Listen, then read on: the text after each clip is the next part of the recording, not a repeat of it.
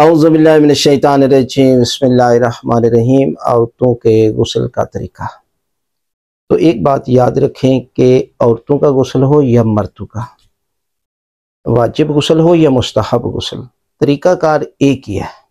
एक तरीके के साथ जो है वो आपको करना पड़ेगा। इसमें कोई मसला नहीं है कि औरतों का अलग गुस्ल है और मर्दों का अलग गुस्ल है, नहीं, एक ही तरीका है। और मसलन औरतें जो है वो मुस्तहब गुस्ल करना चाहती हैं, जैसे गुस्ल जुमा है या शब कदर के गुस्ल आ जाते हैं, शब बरात के हैं या अमाल जैसे बताए जाते हैं, उनमें मुस्तहब गुस्ल होता है, उसका तरीक़ाकार भी एक ही है।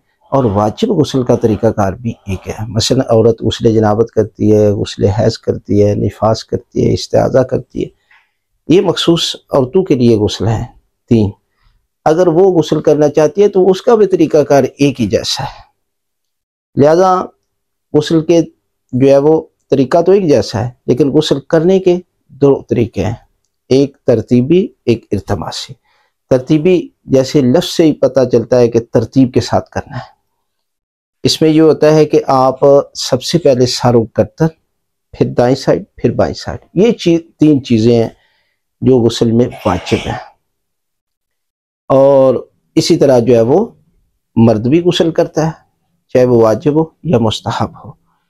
बहुत सारे लोग सवाल करते हैं जी कुली करें, नाक में पानी डालें, गरारे करें, ये चीज़ जो है ये करनी ज़रूरी है या नहीं। देखिए, गुस्ल में जो चीज़ें बताई गई हैं ना, वही वाजिब है।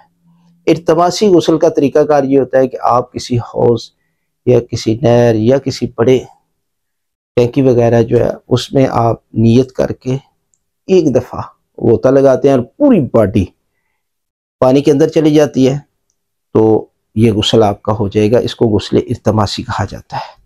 लेकिन गुस्ल करने से पहले निजासत को दूर कर लें, फिर उसके बाद जो है वो आप गुस्ल की नियत करके इस तरीके के साथ गुस्ल करेंगे तो आपका गुस्ल जो है वो ठीक होगा।